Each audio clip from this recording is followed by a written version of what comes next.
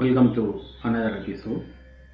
Today, the question is, what are the most interesting and mysterious facts about Shambhala or Gyanganj? So, today we are going to see a few things about the mystery of Shambhala. The Shambhala is called by various names.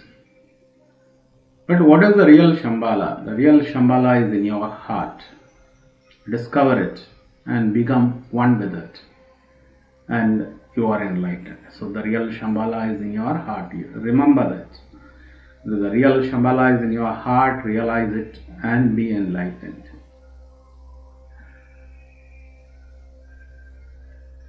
We will quote Dalai Lama about Shambhala.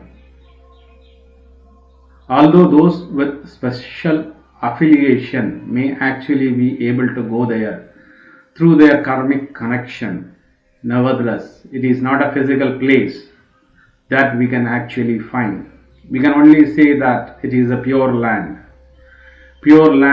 in the human realm, and unless one has the merit and the actual karmic association, one cannot actually arrive there. This is told by 14th Dalai Lama. Shambhala is a Sanskrit word meaning place of peace or place of silence. It is a mythical paradise spoken of in ancient texts including Kalachakra Tantra and the ancient scriptures of the Zhang Zhung culture, which predated Tibetan Buddhism in the Western Tibet. Next, we will see a few lines from Stranger Dimensions, that is the source. The legend of Shambhala can be found within the teachings of Kalachakra. Kalachakra is the main scripture which details about Shambhala, or refers to Shambhala. Kalachakra means cycles of time of Tibetan Buddhism. It belongs to Tibetan Buddhism, and Kalachakra means cycles of time. It is a pure land, a circular city in the shape of lotus flower. The Shambhala is supposed to be a circular city in the shape of a lotus flower that exists in a space between the physical and spiritual. So the idea is that the Shambhala kingdom is between the spiritual world and the normal physical world in which we live in. It is in between. Perhaps within another dimension, like a parallel universe, like in another dimension. It is not in this plane. It is in between the plane of heaven or spiritual place and the earthly plane. It's in a different plane, in a different dimension. Its capital is known as Kalapa, which is located at the very center of the realm, where the king of the world awaits on his throne.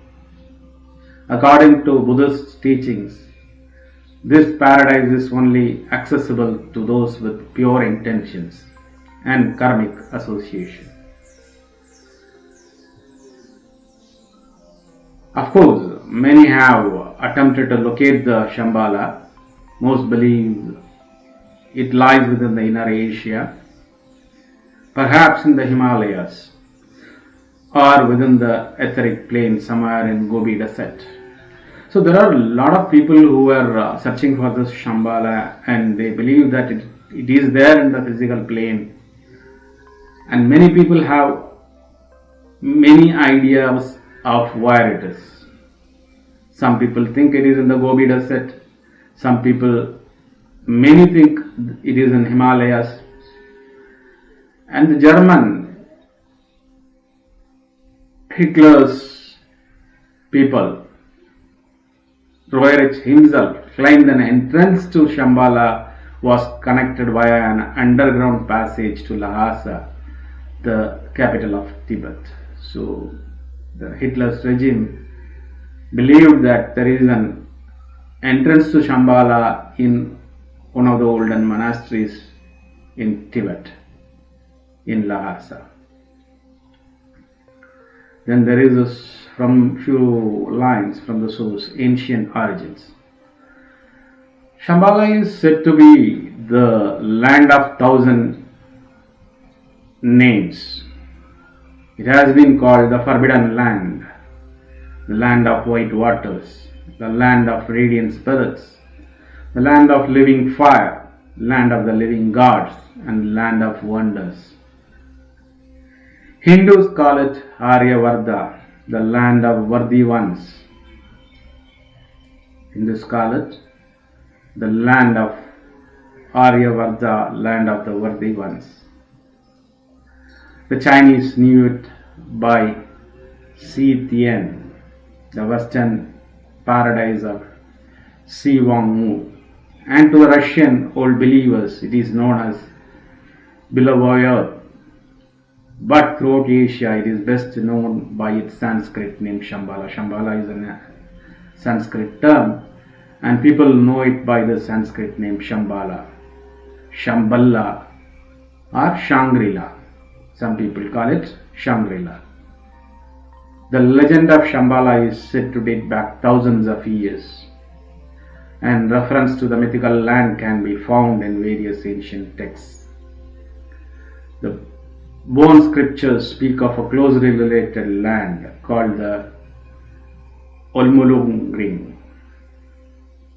Hindu texts such as Vishnu Purana mention Shambhala as the birthplace of Kalki. In Hindu scriptures, the final time of this cycle of universe,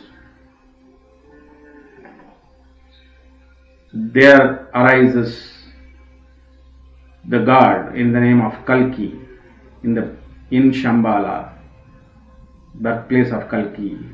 Kalki vanquishes everyone. It is an incarnation of Vishnu who will usher a new golden age. The final age is the golden age, and before that the worst period of the earth comes in and Kalki arises from the land of Shambhala. The Buddhist myth of Shambhala is an adaptation of the earlier Hindu myth. However, the text in which Shambhala is first discussed extensively is the Kalachakra. Kalachakra only extensively discusses this, but basically the Buddhist idea is adapted from the Hindu scripture. The Kalachakra refers to a complex and advanced esoteric teaching and practice in Tibetan Buddhism. Shakyamuni Buddha is said to have taught the Kalachakra on the request of King Suchandra of Shambhala. The Kalachakra refers to complex and advanced esoteric teaching and practice in Tibetan Buddhism. Shakyamuni Buddha is said to have taught the Kalachakra on the request of King Suchandra of Shambhala. That's how the Kalachakra has come into place. Buddha is Shakyamuni is supposed to have taught this to King Suchandra of Shambhala. Ancient Zhang Zhung texts identify Shambhala within Sutlej Valley in Punjab or Himachal Pradesh, India. Mongolians identify Shambhala with certain valleys of southern Siberia. Mongolians identify the Shambhala with certain valleys of southern Siberia. In Altai folklore, Mount Beluka is believed to be the gateway to Shambhala. In Altai folklore, Mount Beluka is believed to be the gateway of Shambhala. Modern Buddhist scholars seem to conclude that Shambhala is located in the higher reaches of the Himalayas, in what is now called the Dauladhar Mountains around Gyanganj. So modern Buddhists, on the other hand, believe that the Dauladhar Mountains around Gyanganj in Himalayas, that is where the gateway to Shambhala is there. Some of the Legends say that entrance to the Shambhala is hidden in a remote abandoned monastery in Tibet and guarded by beings known as the Shambhala guardians. Next, we will see a few lines from Kalachakra. Kalachakra by Lama, Rangdang, Namkha and Johndennis, Govert. Time-space is an energy field that operates in this dimension. So normally we live in a time-space realm. In this dimension only we live. Karma is angular energy that binds mind and action in time wheel. How we are bound to this time wheel? Kalachakra, by karma. So that is the energy which binds us to the time wheel through mind and action. The wheel of time changes in a dynamic flux of cause and effect. So the cause and effect rotates the wheel of time. Kalachakra practice shows how to dissolve karma, time structures. Kalachakra teachings are intimately connected with Shambhala. So how to dissolve this time space? That is linked to the karma. So you will have to dissolve the karma. How do you dissolve the karma? By understanding yourself, going beyond the mind. Mind is the one which binds you to the wheel of karma, wheel of Kalachakra, that is time and space, through karma. So karma is got when your mind is attached.